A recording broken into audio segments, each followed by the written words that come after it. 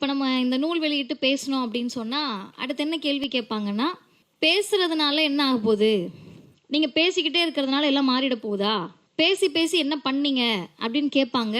அதற்கு ஒரே பதில் தான், பேசி பேசி பேசி சாகின்ற வரை பேசி தமிழ்நாடு பீகார் போலவும் ராஜஸ்தான் போலவும் மாறாமல் தனி நிகர் தமிழ்நாடாக இருப்பதற்கு காரணம் தந்தை பெரியார் என்ற தலைவர் தான்.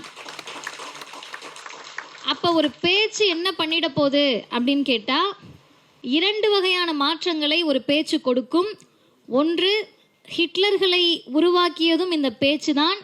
ஹிட்லர் போல இருப்பவர்களை தமிழ்நாட்டில் நெருங்க விடாமல் தடுத்ததும் திராவிடர் இயக்கத்தினுடைய இந்த பேச்சுதான் என்பதை நாம் சொல்லியாக வேண்டிய கட்டாயம் இருக்கிறது.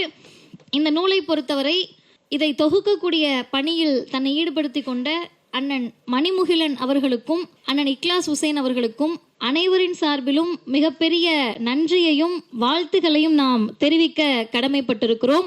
அவர்களுக்கு நம்முடைய வாழ்த்துக்களை பதிவு செய்வோம். கொஞ்சம் கைத்தட்டலாம், ஏன்னா பெரிய வேலை பார்த்துருக்காங்க.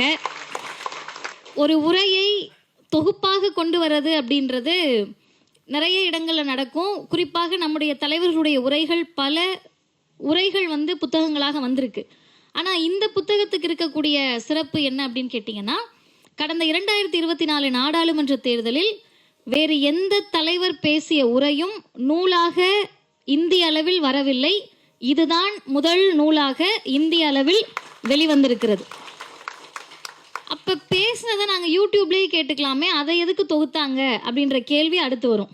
20 உரைகளை யூடியூப்பில் போட்டு வாக்கிங் போகிறப்ப நைட்டு தூங்குறதுக்கு முன்னாடி கேட்டுப்போமே, எதுக்கு இது புத்தகமாக வரணும் அப்படின்னு கேட்டால், அந்த உரைகள் எப்பயாவது டைம் பாஸுக்காக கேட்குற உரைகள் அல்ல.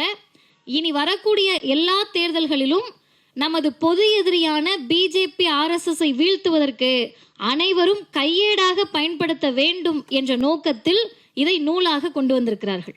இப்போ இதில் மொத்தம் 20 உரைகள் இருக்கிறது. இந்த 20 உரைகள் அப்படின்னு சொல்கிறதுக்கு முன்னாடி நம்ம ஒரு விஷயத்தை மறந்துடவே கூடாது. ஒரே நாடு ஒரே தேர்தல் அப்படின்னு திரும்ப திரும்ப சொல்லிக்கிட்டே இருக்காங்க. அப்போ ஒரு விவாத நிகழ்ச்சியில் ஒரு நெறியாளர் என்கிட்ட கேட்டார், இந்த ஒரே நாடு ஒரே தேர்தல் அதை எப்படி பார்க்குறீங்கன்னாங்க. ஒரே நாளில் தேர்தல் நடத்துவதற்கே வக்கற்றவர்கள் ஒரே நாட்டில் ஒரே தேர்தலை எப்படி நடத்துவார்கள்?